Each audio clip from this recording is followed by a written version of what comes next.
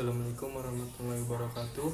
Perkenalkan, nama saya Muhammad Hilmi Fawadil Lubis dengan NIM 2403060023 dari Prodi Peternakan Fakultas Pertanian Universitas Sumatera Utara.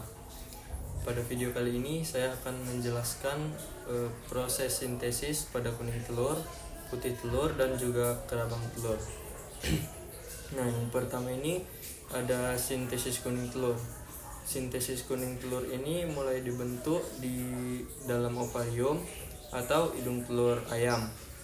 Zat-zat seperti protein, lemak, vitamin, dan mineral yang berasal dari pakan itu nanti akan diproses terlebih dahulu di dalam hati.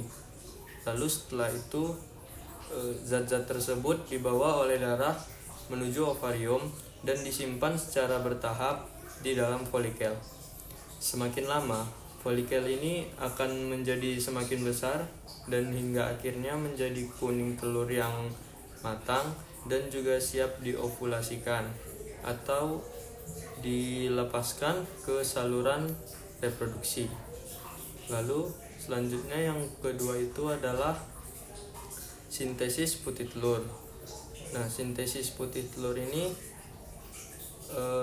dilepaskan dari ovarium dan kuning telur itu masuk ke bagian saluran reproduksi yang disebut juga namanya itu magnum. Di bagian inilah putih telur atau albumen dibentuk dan kelenjar-kelenjar pada magnum akan menghasilkan berbagai jenis protein yang kemudian menyelimuti kuning telur. Lalu proses pembentukan putih telur ini berlangsung sekitar 2-3 jam. Lalu putih telur ini berfungsi sebagai sumber protein dan juga melindungi embrio jika telur itu dibuahi.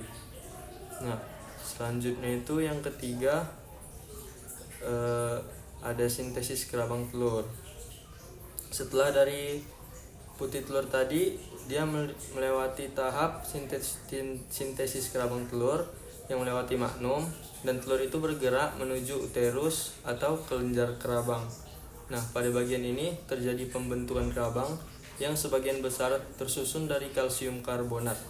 Kalsium yang berasal dari pakan dan cadangan dalam tulang ayam yang ini digunakan untuk membentuk cangkang telur. Lalu proses ini tahapnya itu berlangsung yang paling lama, yaitu sekitar 18-20 jam. Setelah kerabang ini terbentuk, lalu lapisan pelindung luar atau kutikula juga akan ditambahkan sebelum telur ini dikeluarkan melalui kloaka ayam tersebut. Nah, jadi proses pembentukan telur ini dimulai dari pembentukan kuning telur di ovarium, kemudian pembentukan putih telur di magnum, dan terakhir pembentukan kerabang di uterus. Ketiga proses ini berlangsung secara beruntunan hingga menghasilkan telur yang siap untuk dipanen. Terima kasih.